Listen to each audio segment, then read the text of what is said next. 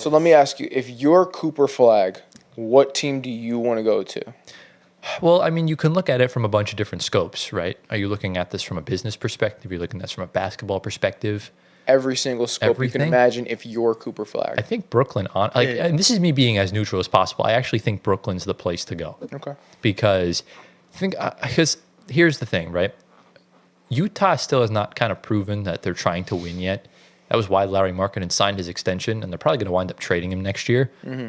So I don't really think that's necessarily a great spot considering the other pieces they have that aren't really that good. I mean, Cody Williams had a really inefficient year. Yeah. Keontae George is still one of the most inefficient shooters in the NBA. Yeah. They're going to wind up trading Walker Kessler, who's probably the most upside as far as like ceiling on that team. Yeah. So I don't really think so on that end. Charlotte, that franchise is still a mess. I just don't really think, there's also an injury bug looming, just kind of like with Philly. Philly needs to make a decision on what they want to do with Embiid and Maxey and them. Toronto would be a cool fit as well. I think being face of Canada would actually really be intriguing, but you kind of have Scotty Barnes for that. I don't really know how that dynamic would necessarily work considering they play the same position. New Orleans, like Dyson Daniels said, that franchise is kind of cursed. I'm not going to lie. Don't send him to Nico Harrison because he'll get traded to the Lakers in 2 years. Yeah. And then, that really leaves you with Washington and Brooklyn. Yeah. And look, I think Washington's a very unique option based on the fact that their young core is very solid. They actually have that future direction, and they kind of just need that one guy to kind of carry them forward. He would provide what Kyle Kuzma wasn't even close to providing at that small forward spot. But with Brooklyn, it's different because what Brooklyn has that Washington doesn't have is not necessarily the market, it's the coach. Mm-hmm. And I think Jordi Fernandez is really the key here. Good point. Yeah. I think if he goes to Washington, I don't know if Alex Sarr has a big ego or Bub has a big ego. No, they're not. But if they do, that because when young guys are on a team, they want to be that guy. Right. Right. Yeah. And now you get a Cooper Flagg that comes to the team, and everyone in the media, everyone in all the fans are like, he's your new franchise player.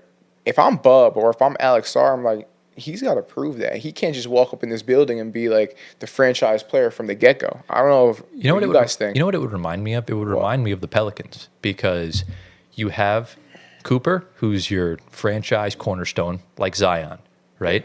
And they're literally compared the same throughout school. They both went to Duke. They're this like big this is the next LeBron or whatever.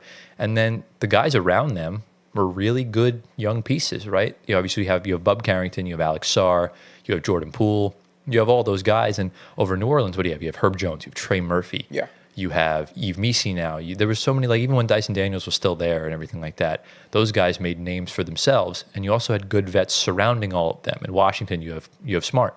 You have Anthony Gill. You have, what's his name? Chris Middleton. Mm-hmm. And over in New Orleans, I'm trying to remember the vets they've had in the past. They had Steven Adams at one point. Mm-hmm. That team, they had Valanciunas. They have McCollum. Yeah, they have good vets. It really kind of reminds me of that dynamic. Okay. So you're saying the vets would help aid in that, transition. Yes. Question, really quick, a little bit off topic. Mm-hmm. Who's better in college, Cooper Flagg or Zion Williamson? In college, who's better? I would probably lean towards Zion. Zion? Probably Zion. I think so too. Cooper, I think as far as like singular games, Cooper Flagg definitely had better individual statistic games. Yeah, he did. College Zion was just insane. Ridiculous. Yeah. Like that's wasn't even close. People were literally scared of that guy. Oh, bro, literally. Yeah. Taco Fall almost knocked him out. That was an all-time game, man. But yeah, back to the task at hand here. I think Washington's probably the second best spot. But obviously, I do sound biased because it's Brooklyn, but like, I actually do genuinely think Brooklyn's the best spot for him.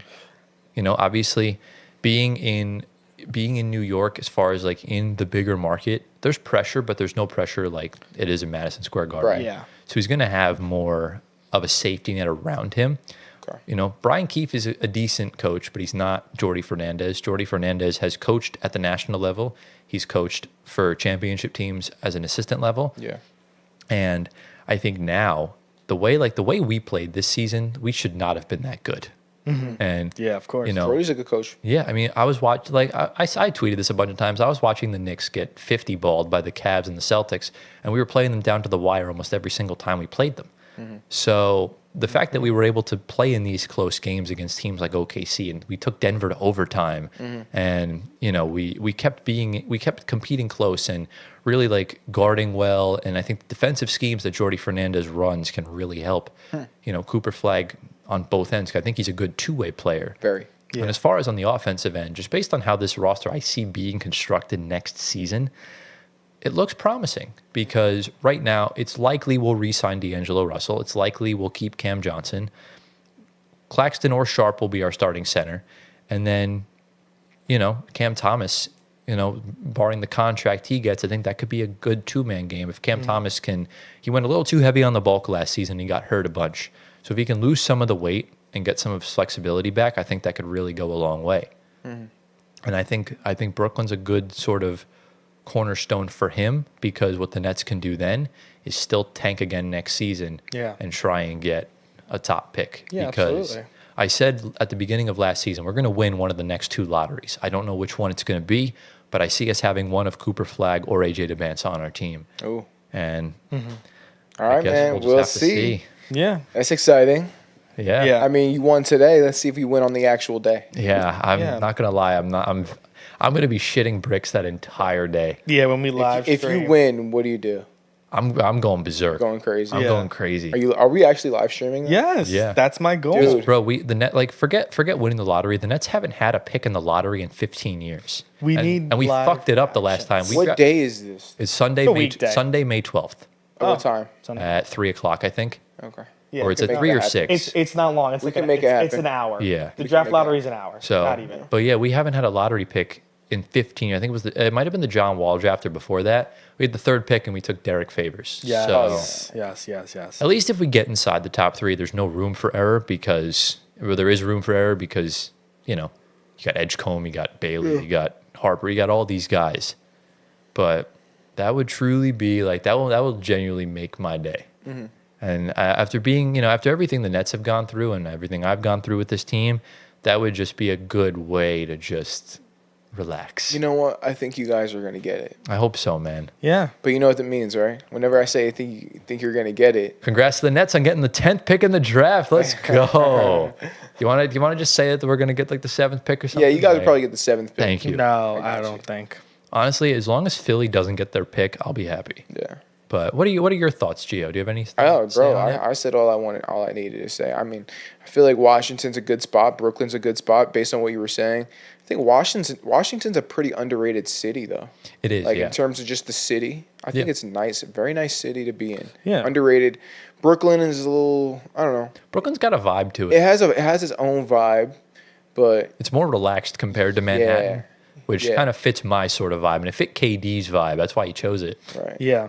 It's a very good point. Even though KD is from Washington, but He is. Yeah. But he didn't go play there. Maybe the Wizards. If the Wizards get shafted in the lottery and they fall to like 6, go trade for KD. What's the worst that could Go happen? for it. Yeah. Go for it. Bring Bring him KD home. Yeah. He's a part owner. Isn't he a part owner of like the Commanders? I'm not sure.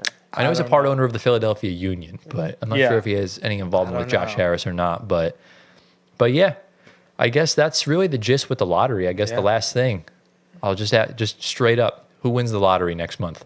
It's a month away. I'm going to stick with either Tyler or I'm going to stick with Washington. Got to pick one. Tyler or Washington? I think, I'm winning the lottery. I think Brooklyn has a really good shot. Okay. Well, you going with Brooklyn? Yeah. All right. I'll go with Chicago. Ooh. Oh, my God. They're 13th, Gio. That's insane. Wow. They're That was 13th, loud. Gio. Look, I mean, it's possible. The Hawks had the worst odds last year, and they won it. They So, did? Yeah. They got knocked out of the play-in, remember? Yeah. I think if Chicago So- wins it, that could be scary business over there. It can. It could be. Kobe White's balling. Montas is balling. He has a lot of potential. Giddy's doing Yeah, I his was going to say, you thing. didn't mention Giddy. Yeah. If it's OKC or Houston, I'm not watching basketball next year. OKC can't. Oh, okay. Yeah, Houston can. That pick's unprotected, so that could actually save them from trading. Yeah, that could. So, but I am going to. Do I want to say Brooklyn or do I not want to jinx it? Knock You on could say wood, it. You say it. Brooklyn Nets, please. Yeah. That would be nice. So I'm gonna ride with my team. going with the Brooklyn Nets. This is what I've been playing for all year.